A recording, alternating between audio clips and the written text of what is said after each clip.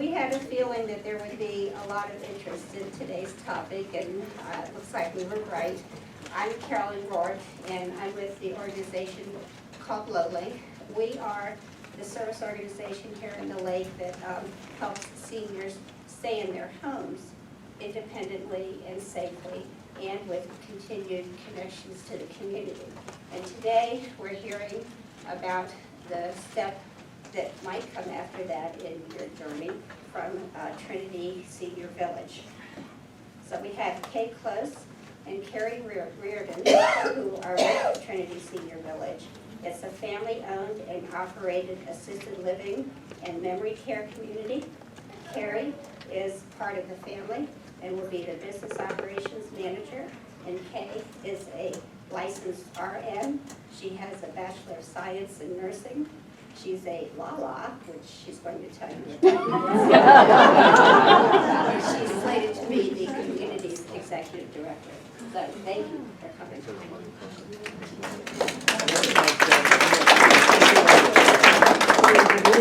Well, first of all, thank you, Carolyn, for that warm welcome and for inviting us to speak here today.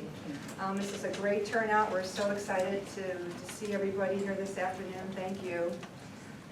Carrie and I are very happy to be here today presenting at LOWLINC and to members of the community. But at this time, I would like to acknowledge a few special guests that we have joining us.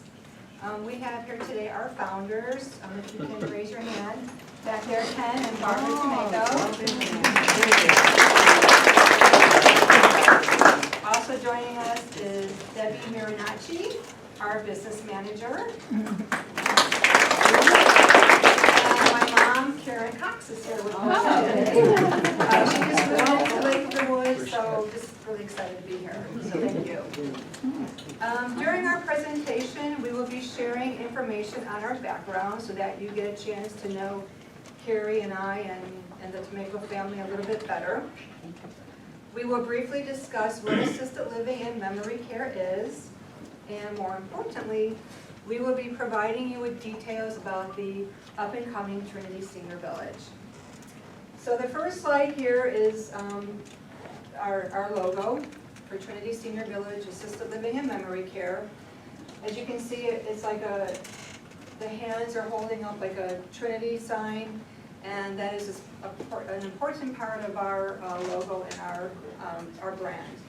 And then there's an artist, because we don't have the building yet, it's getting there, but that is an artist rendering of what the first building in our community would look like.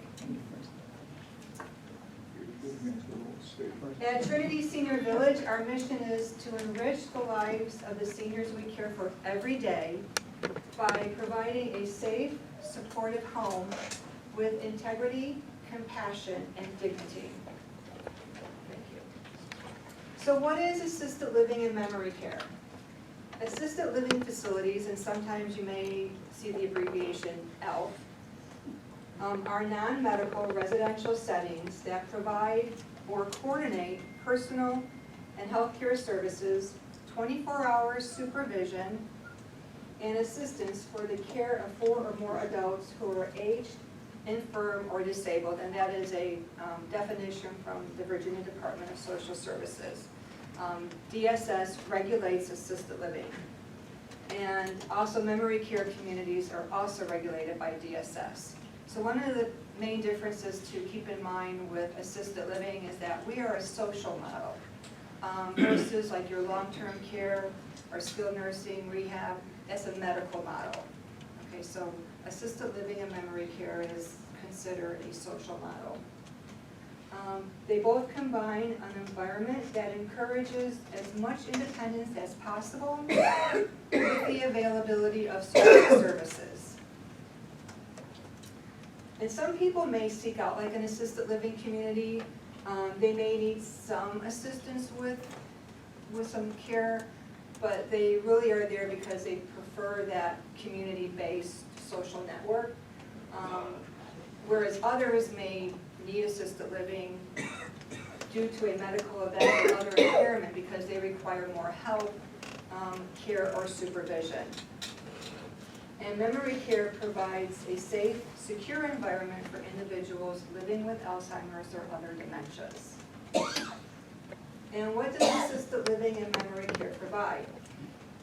They can vary from community to community, but in general, they provide support services such as assistance with personal care, and in the field, we call them activities of daily living. So that's something that, if you know of anybody in assisted living or memory care, sometimes you hear that term, ADLs.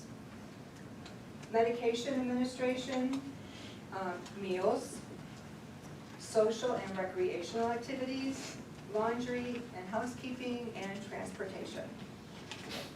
They offer private and shared rooms. Some communities will offer, or actually charge, a level of care fee, but at Trinity Senior Village it's going to be a flat rate. However, there are some ancillary fees in any community, such as salon services, any special kind of outings, some transportation, incontinence supplies, and any additional laundry or housekeeping services. There is staff on site 24 hours a day, 7 days a week. And it is not a Department of Social Services requirement that there be an RN or LPN on site. Our personal care staff will all be certified nursing assistants and registered medication aides. And if a resident does experience a medical emergency, they will be transferred to a nearby emergency department to be evaluated and treated. So whether there was an RN or an LPN on site or not, the same system would be occurring. And what if a resident's needs change? Of course, every effort is made to care for the resident in the community because this is their home after all, so we're going to make every effort to care for the resident in the community.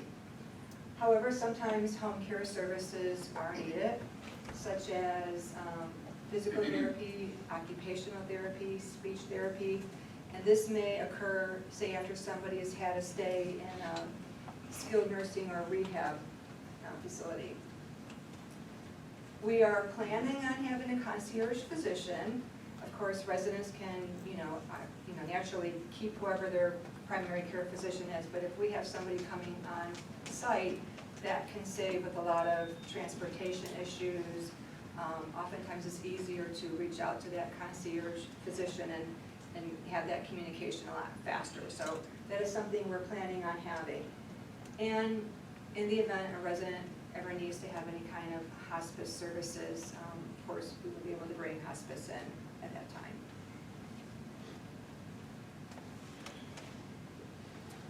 So now we're going to discuss the differences and the pros and cons between aging in place and aging in community. So aging in place is staying in your home, and that's what LOWLINC supports. So some of the pros of staying in your home is that it's familiar and it's comfortable. It's what you know. A lot of times if you've lived in the home many years, your mortgage may be paid off. Plus, you can keep all of your stuff. You don't have to downsize. You'll know your neighbors and you'll know the community. And it is also privacy that you're used to. So the cons is that you could be by yourself, and if you should fall or you become ill, it could go undetected, which could be disastrous, as we know. You could be isolated if you're no longer able to drive. Social isolation has been linked to increased health risks, such as high blood pressure, diabetes, depression, and those things. You might need hired help, and that can be expensive, and they're not necessarily trained or licensed. For example, my grandmother, she was sick, I don't know, a year and a half ago or so, and during that time we needed to hire, she lived in independent living, but we needed to hire somebody to stay with her 24 hours a day while she was recuperating from this illness. That cost $14,000 to $15,000 for a month to have those there, and they weren't certified. They also, we had to do her medications, put them in, a dispensing thing. They couldn't do that. And then Kay, for example, her father-in-law, he had in-home 24-hour care. That was in Illinois, and that was $9,000 a month. They only cooked him like TV dinners and Campbell's soup, so he wasn't really getting his nutritional needs met. And then once he needed oxygen therapy, they couldn't assist with that either. So those are things to consider. The other thing is maybe you have a family member that can be your caregiver, which is great, but they can become burnt out. Also, it takes them away from things in their life that they need to be doing as well. You still have to pay for the upkeep of repairs in your home. Say you have major things like you need to replace a roof, you have to replace your HVAC, or even just a small plumbing repair. Those are things to consider. You still have to pay for your real estate taxes, insurance, utilities, trash service, all of those things. You'll need to still purchase your food and cook it or have somebody cook it for you. If you become disabled, you'll have to retrofit your house so it's handicap accessible. And then keeping track of medications. We all know as we get older, we start taking more medications normally, and a lot of times it's hard to remember to take those at all the times we're supposed to. And so there can be medication errors. So aging in community. I'm going to go over the cons first. So cost can be a factor, depending on, what money you have to spend. However, if you have long-term health insurance, that can help. If you are a veteran, that can help. They have assistance.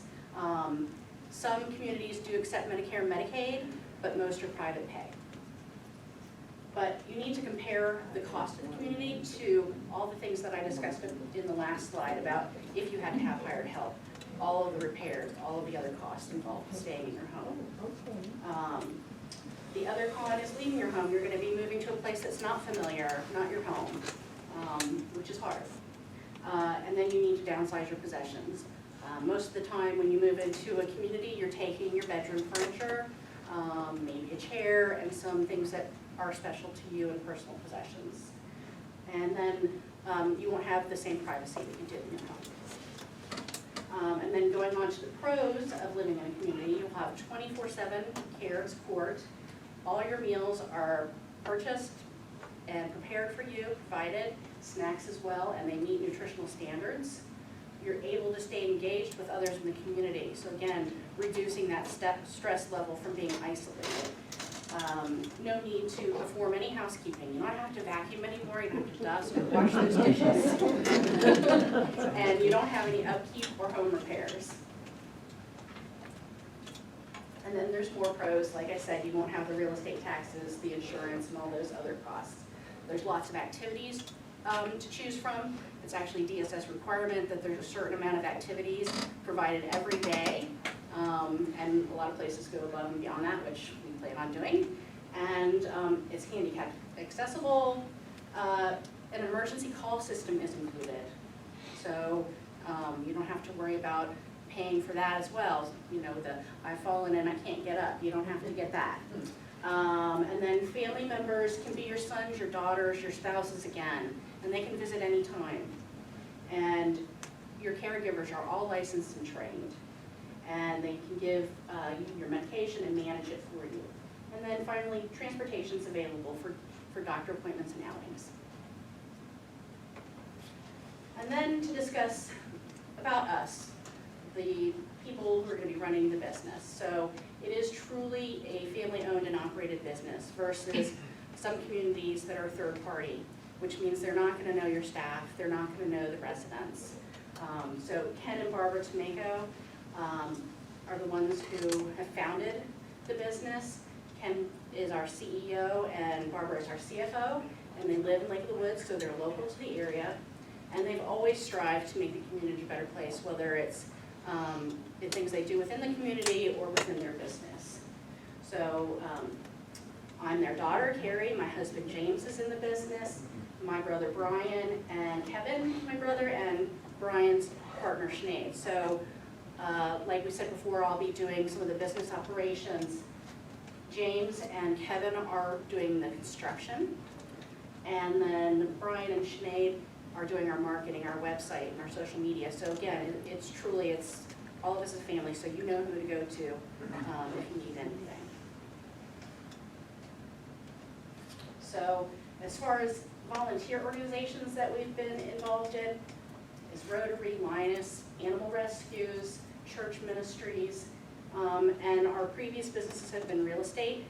And so we've always wanted to make sure we put a quality product out there. So the people that get the home are living in a quality house, and it improves the actual neighborhood that they're living in as well. So you're probably asking what made us think about switching from the real estate model to an assisted living memory care. And Ken and Barbara really just realized that there was really a need in the community here for a place for residents to go that live here in Lake or in Locust Road, because the only other places were Culpeper and Fredericksburg or even beyond. And they've talked to a lot of people who said, we'd really like to stay in this community. It's where our friends are, it's where our family is, it's what we know. So that's about us. Okay. Yeah. This is kind of Yes. not expected, right? It looks delicious and yummy. And I will get back to that slide in a minute or two. So a little bit about myself. I have been in Fredericksburg since 2005. Recently, I know I mentioned my mom just moved out to Lake of the Woods, but I also did because we bought a house together. So I really love this area, feel very connected to the Fredericksburg, Culpeper, Locust Grove area. I just love Virginia. I've been a nurse for over 30 years. I think I started when I was 5. I have an emphasis in behavioral health nursing. And pretty much knew from a young age that I really enjoyed caring for others. I am the oldest child and the firstborn grandchild in my family. So being a bit of a mother hen to my younger siblings and cousins came a little naturally. I'm not sure they appreciated it too much most of the time, but deep down I'm sure they did. Anyway, I truly enjoy what I do, and working with seniors and their families is very rewarding for me, and I feel very blessed to be able to do what I do. So I had all those abbreviations after my name. Well, I left out one other one. I have a Master's of Science in Senior Housing Administration, but I thought the list was getting kind of long, so I left that one out. And as Carolyn mentioned earlier, the one that people seem most interested in is the LOWLA, which stands for Licensed Assisted Living Administrator. So that's what the LOWLA is. After I graduated in 2014, I completed a 320-hour, in addition to going to school for all those years to get my master's degree, a 320-hour administrator and training program at Walk in Fredericksburg, and then became licensed. I have 4 adult children who are awesome. They're all doing their thing. I love them very much, and they're great people. So getting back to the picture of the pizza, why is that important? Well, pizza is my favorite food, and I wish I could say it was something healthier or more exotic, but basically anything with cheese, I love. And why that is important is that at Trinity Senior Village, it's going to be important to us to get to know each resident who comes in there, to know what their likes are, what their dislikes are. What time do they get up in the morning? What time do they go to bed? Because if you've been a late riser all your life, and we start coming in at 6 or 7 in the morning because that's our schedule, you're not going to be very happy with that. So what's important to you, or what matters to you, is important to us. And if we're going to be saying that we're a person-centered community, how can we be that if we don't know who you are as a person? So being person-centered is very important to all of us at Trinity Senior Village. So I'm going to be discussing some of the amenities that we're going to have at Trinity Senior Village. So we'll have spacious suites that each will have their own individual bathroom with roll-in showers. Every suite will have individual cooling and heating, so It won't be the entire community. You have to live with whatever setting they have. You can actually control that in your own room. And cable hookup and phone hookup in each suite as well. We'll have a beautiful family room with a large screen TV, a stone fireplace, and a large enclosed courtyard that is outdoor with seating, a patio, and even raised beds for residents to garden. We'll have a bistro for socializing, happy hour, and cooking activities, and a luxury spa bath with a jetted walk-in tub, and a fitness center. And we'll be partnering with a rehab company to offer in-house physical therapy, occupational therapy, and speech therapy. More amenities is we'll have an in-house chef that will be preparing not only nutritious but seasonally prepared menus, an on-site beauty salon and barbershop, a well-stocked library that will also offer monthly and daily periodicals, a sensory room that will engage senses and relieve stress, and we'll have resident computer stations throughout the house, so residents can use the internet or computer for whatever they would like. We'll have not only our regular dining room, but a private dining room where residents with their family and friends can celebrate special occasions or just have get-togethers. We'll have housekeeping and laundry services, and then one of the things we're really proud of is the state-of-the-art technologies we're going to be using, which we're going to get to in just a moment. So this slide shows actually the layout of one of the buildings. We'll have actually, to start, we're going to have two buildings. So one will be assisted living and one will be memory care. They'll be mirror images of each other. So the same layout for both. So on each side of the horseshoe are the bedrooms. So we have single bedrooms, and we'll actually have in each house 4 shared rooms, or if somebody would like to have a larger room on their own, that could be an option as well. And you'll notice we put bedrooms on either side, and that's so we can have shorter hallways. So, and then everything else, the living area, is centrally located, just like it would be in your house. So it's built to be more like a residential home versus some of these communities you go in and you have to go down this really long hallway and take this turn and another hallway and then take another turn. So we're trying to avoid that. So on here as well, this is the large living room I talked about with the fireplace and the large screen TV. We've got an activity room. This is our private dining room. We've got the dining room, and this is the bistro area. We've got our gym, a salon, and our spa bath. And so the other thing you'll notice is that the hallways are continuous. There's no dead end. And we did that on purpose as well. Mainly for the memory care community, so that when the residents are walking around, as they do a lot, they don't get stuck. So when they're walking around, they can always just keep going around instead of going to a dead end in the hallway. And the other thing that it helps is, so our enclosed outdoor courtyard is truly enclosed, and so it's a secure area for the memory care residents. So as Carrie mentioned, was setting us apart is some of our state-of-the-art technology, and one of the things that we're going to have is called It's Never Too Late. And It's Never Too Late is a state-of-the-art system that combines touchscreen computers with intuitive picture-based software and an extensive, continually updated content library. It's a person-centered engagement system for therapy, wellness, activity, and memory care programming.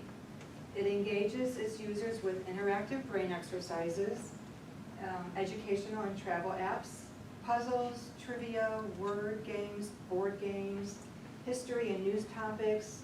You can take virtual tours of countries and major cities. You can watch films and classic TV. There's interactive art and music apps. One of my favorites is Music with Susie, and residents just love it. I've worked with It's Never Too Late at one previous community. And there is spiritual content as well. So we're gonna watch a few minutes of, this is a YouTube video showcasing It's Never Too Late.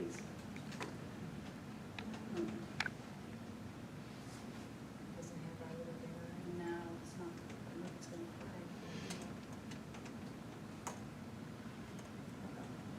Oh, here we go. And then the volume. It takes a second, hopefully.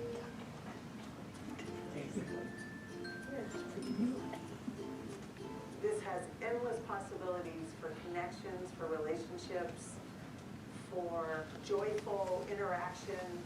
It's building community. I2L has had like this permeating impact throughout the community. It's really This is Isaac House. helped to shape the way that we deliver care that's dignified and that provides a solution to people without the use of medication. It's really, it's simply a tool that through a customized interface and a very easy to use way that's individualized as a computer, you're able to touch your way to whatever is meaningful for you, wherever you are physically or not. One icon leads to 10 icons, that leads to another 10 icons, and those icons all represent an aspect that the staff can utilize with residents. So it decreases their programming time, their planning, and they can be more spontaneous because it's led by residents' interests. We recently found out that one of our residents speaks German and from the IN2L, and since then we've started to implement a German beginner tutor class where he is going to teach us German. So he's been here for quite a while, and that was something that we never knew before. My favorite program is the conductor size. They have their straws in their hands and they exercise to the conductor. And we have several that were professional musicians, so they can really connect with that. I mean, they will lead that music, and they've got their arms going, and their expressions are there. It's heartwarming to watch it. We have a resident who tried video conference call for the first time, or Skyping, and she was actually talking to someone who was based out of Glendale, which is her hometown, and so she kept asking a couple times, now where are you? It seemed to kind of blow her mind that she was talking to someone on camera that was all the way in Southern California, and she has a granddaughter who lives in San Diego, and will be Skyping during her wedding. We expanded our memory care program, which is called Summer House. The energy of the whole area That's of one of the videos that you can watch. and when you walk in, you can feel the energy and you can see that there's always something happening. Residents that used to stay in their rooms now come out and specifically ask to do a puzzle. And some of them are doing the puzzles together. The largest change I've seen in the residents since we've been working with the IN2L is their engagement. It brings them out of the rooms. The infectiousness of the communication that starts to happen in the unit is really amazing. It will draw them in, it will draw them out, they'll speak more, they'll laugh more. IN2L helps the lower functioning residents by providing a lot of sensory, multi-sensory stimulation. You can use it to provide visual sensory stimulation. So that was just a short little, I think that video was actually about 8 minutes long, but we watched about 3 minutes. So I think in that short time, you got a little sense of what It's Never Too Late is about. And each resident will have their own button or page. Like you saw the one lady with she just clicked on her page, and then you can personalize it, and if they have like a special language or countries or music, or if, depending on what their faith background is, if it's Baptist or Jewish, I mean, you can personalize it to each resident. So not only that, but it displays their favorite options so that activities are adapted to each person's unique ability and interest. And they can store photos, videos, and their own personal narrative. And as the one lady on the video said, that like there's Skyping or video chat, so there's these family communication tools that are very easy to use. And It's Never Too Late improves socialization quality of life, communication with family and friends. It increases cognitive stimulation, reduces loneliness, isolation, and boredom. So it's a great tool to have for the staff as well in memory care because it's just really engaging with residents. And this is a lot of fun too. So the next technology we're really excited about is our emergency call and monitoring system. So your typical system in a community is going to be pendants that are worn by the resident that can be taken off, forgotten, and lost. And then the other thing that you have is pull cords on walls, which unless you're right by that wall, it doesn't really help very much. So what we're going to be using is something called Care Predict. Care Predict uses what they call tempo wristbands, which is basically like a watch or a bracelet. There's different options to choose from as far as the design. They're lightweight and they're water resistant, so you can wear them 24/7. You can even shower in them. The resident needs only to press the button on the wristband to talk directly to care staff. And wearing the wristband, the care staff can see exactly where the resident is in the facility so they can render assistance quickly. It also serves as your own personal key fob, so you don't have to carry around keys to get into your own suite. It also, Care Predict sends out alerts if you should fall. It also, in memory care, will tell the caregiver, if a resident is going into a suite that's not their own, if they're at an exit door that they shouldn't be at.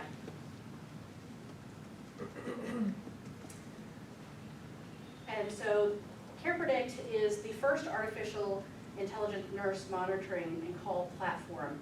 It has sophisticated sensors that actually pick up and learn each individual's normal daily patterns. So this means once it learns those patterns, it can detect subtle, invisible changes in each person's activity. Which means if you're not eating as much as you used to, drinking as much as you used to, toileting. So if somebody is going to the restroom more often, it could be a predictor of an oncoming urinary tract infection. It tracks their sleep patterns and also their gait. If their gait changes, then they could be at more risk for fall. So this gives the staff the ability to predict and possibly prevent serious safety and health challenges. And then finally, we're really excited because we have started ground clearing. So if you have been down at Walmart and looked at the corner of Route 3 and Somerville Road is where our community will be located. And they have cleared trees and we'll be actually having a groundbreaking ceremony on the 30th, next Monday at 1 o'clock. So we are really looking forward to that. And then if you have any questions after today, you can contact us by phone, by email, on our website, and please follow us if you use social media on Facebook, Twitter, YouTube, Instagram, and Pinterest. Well, in closing, it has been a pleasure for Carrie and me to be here today. We'd like to thank each and every one of you for coming out to attend this presentation, and we really hope you enjoyed it. And at this time, if you have any questions, we'll be happy to try to answer them for you. One question? Yeah, I have a neighbor that has dementia. About that bracelet to get into her room, she will not wear one. How would you prevent something like that? Well, these are the bands that we will be putting on the residents. And Carrie, do you want to say? So they're meant to be on permanently, so the resident in memory care won't be able to remove them. And they may not realize that they can get into their suite. But in that case, the caregiver would, if they want to keep it locked, would have to be there with them to go in and out of their suite. And because it's more like a piece of jewelry, like a watch that somebody has probably worn and has been used to wearing, it won't be as kind of unfamiliar as a typical kind of bracelet. Well, she's gotten out. She lives in Little Lake of the Woods. She's gotten out to 3 of the neighbors' house where they had to call security and Orange County and social services and everything. So if she does it again, she's going to be put into a care where a social service can take over. And everything, she It'd doesn't be want to. challenging, for sure. I think we have a question here, the lady in the white shirt. Yes, I do. Do you have other facilities out of anyplace else, or is this the only one? We're a brand-new community, so this is the first senior living community that the Tomeko family is having, but hopefully more down the, as we plan on growing, for sure. So this is your first one? It'll be the first one. I mean, I have experience in assisted living and memory care as an executive director, and of course, my nursing background. And this is the first senior living. When do you plan to hold it? Summer of 2020, so.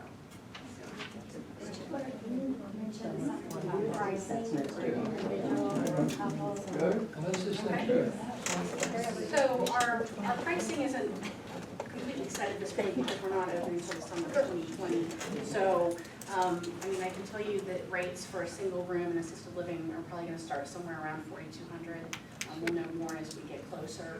And from there, it's gonna vary depending on if it's a shared room or if you want the bigger room yourself, or if it's a husband and wife and one needs care and one doesn't. There's lots of things to look at, so we would have to kind of sit down and talk with you. And the need to keep, What about memory care? I was just gonna mention that, that's usually a little bit more, and that's gonna be anywhere. So in other communities as well, assisted living is usually a little bit less than memory care. And I don't know if we have that price point yet for memory care. I think we're still trying to work it out. But also keep in mind that we're not charging any care level fees, so that's huge. So a lot of communities, charge. A lot of the communities will base their fees, so there's a base rate. And then if you have 3 things when you come into the community that you need assistance with, there's this rate. And then say it increases to 7, then they're gonna increase that level of care. We won't have that where we are. It's all gonna be one flat rate. And so, and we're gonna be basing our rates, you know, upon what other communities are charging and be, you know, probably average.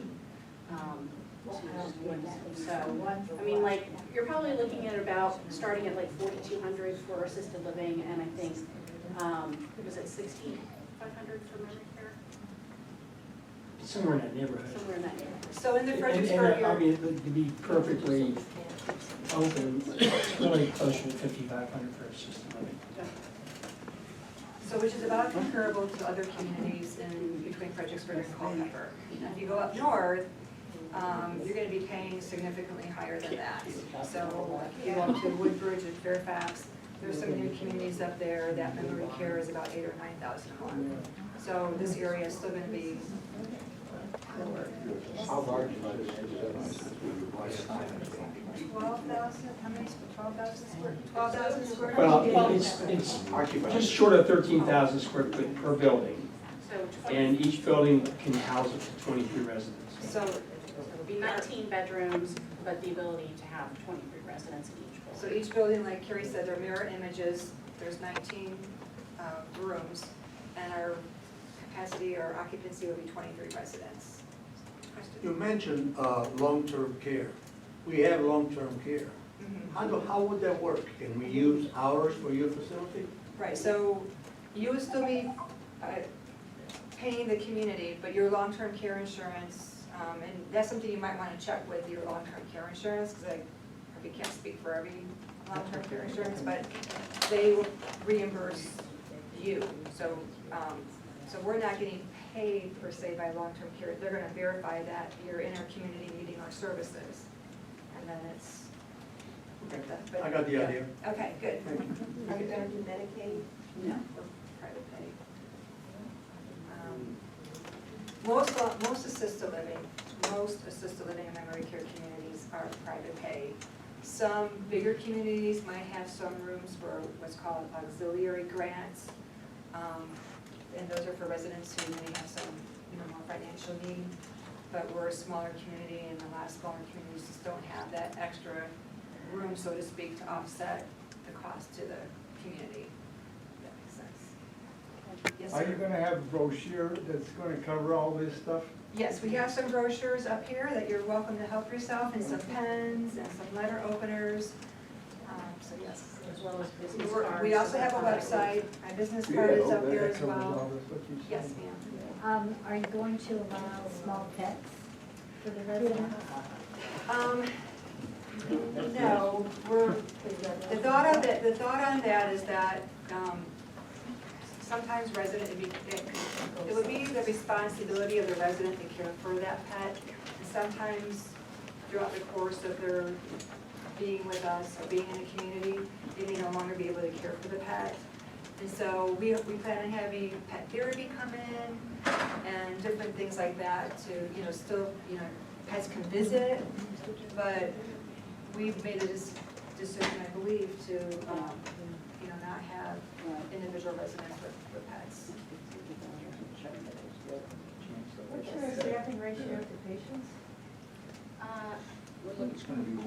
It's, we're pretty far out from opening at this point, but we are planning on having a higher staff to resident ratio than a lot of communities out there. A lot are 12, 13 to 1. I think our plans are 6 to 1. 6 or 7 to 1. And did you say was on staff, like working during the day, you have a nurse, CNAs, or? So Kay, who's a licensed administrator and an RN, will be there during the day. All of the caregivers will be either CNAs or registered medication aides. And we're trying to get them to be both, so, but yeah, definitely, certified nursing assistants are registered medication aides. And again, we're trying to make sure our direct care staff are qualified for both. Have you have the cameras in the hallways and stuff? We will have cameras, but not in the rooms, just in the hallways. I think I saw a hand over here. I just wondered, it's only a bedroom and a shower, is that correct? And that is correct. It's a bedroom and a full bathroom. Okay, and then are you allowed to bring in your own bedroom set? Absolutely. Encourage it. Yeah, exactly, it's encouraged, yes. It's gonna be your home, so, as much as, as you're comfortable with, as, many things as you can. But that's all you're going to have is just a bedroom? It's not Well, a small right, apartment. it's not like an apartment, because really we have so much space and so many great, common areas with the, great, large family room with the fireplace, that we're gonna have a well-stocked library. There's gonna be computer stations, so we really are gonna be encouraging, obviously there's time that people wanna be by themselves, but, trying to encourage that social engagement. Also, I would make a suggestion on your library, have big print. There's many of them. Thank you for that suggestion, that's a great idea, yes. Yes, ma'am. Will you have, like a very small kitchen, like an efficiency one for small refrigerator and at least a sink and, Well, microwave? no, because all the meals are gonna be provided, there's gonna be snacks available 24/7. And sometimes what happens is that the refrigerators, things get in there and then they stay there, and it's just not really, anytime you need something, and residents are allowed to bring, snack back to their room, but we're just not having, any kind of efficiency. That's typically now more like independent living. So it's just really not a need, as all 3 meals are gonna be provided, any snacks you want are provided. So there's not really a need for you to keep a refrigerator or a place to cook there. Anything, you need is gonna be provided. I was just thinking more drinks, like somebody. Yeah. We'll have hydration stations. Water. So with coffee, water, all of that will be available 24/7. Wine. There are plenty of happy hours,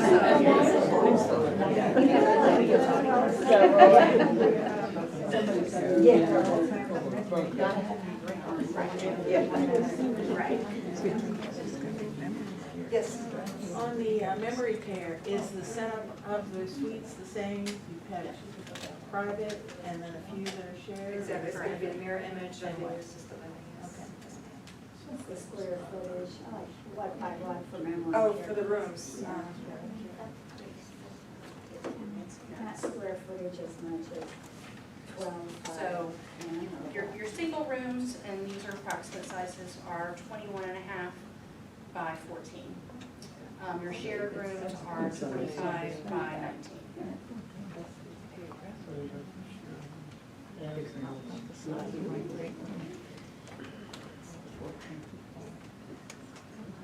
Any other questions?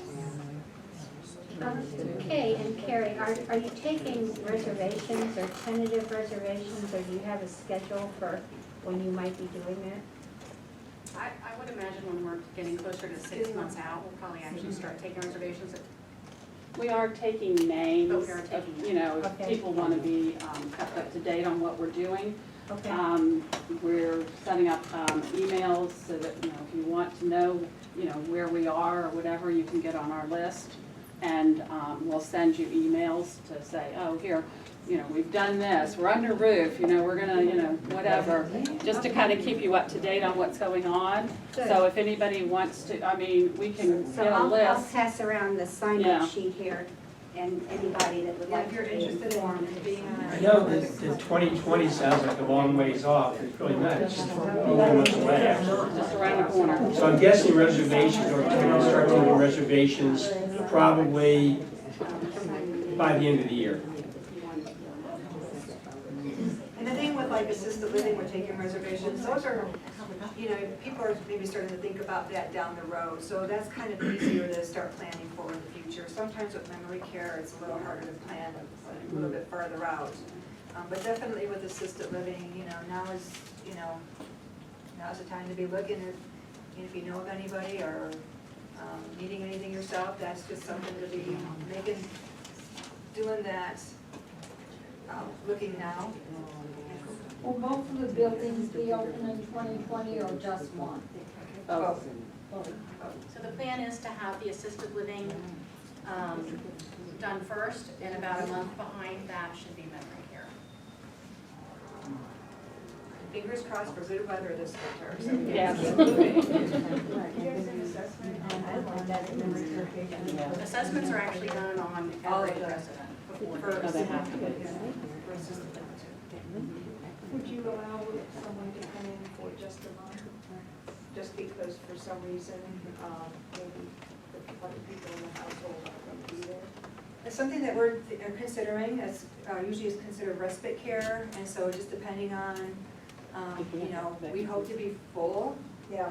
as soon as possible, but definitely if there's that availability, that is something that, But you're not really planning to do that if you're full? If the plan is that if we have availability, we have to do it, but if we're full, then obviously we can't. Is there any room for private automobiles there? No? Yes, parking. we plan, I mean, if an assisted living, if there's somebody who's still driving, then absolutely they're allowed to have their vehicle.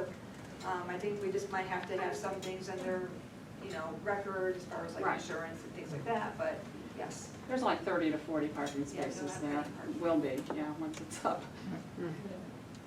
And if it gets full, you know, when we start building and we get, you know, a lot of interest and we start filling, we have plans to build a third building right next to this one, so, yeah. And, you know, we'll just keep going. Absolutely. Is there any association that, say a person moves into one of those places, should they stay with LOWLINC or a member of being a LOW or no? That would be a LOWLINC question, I think. I'm not Yeah. sure how that is, but good question. Why would you need low? Yeah, that is true. Yeah, you wouldn't need them. Well, social things that are on Yeah. LOW. Right. I mean, all the clubs and stuff like that, is there a way to? Yeah, we haven't really thought about it yet, but it's certainly something that we could consider, you know, some kind of collaboration. Right, I mean, you have to call Might them be in. something. Yeah.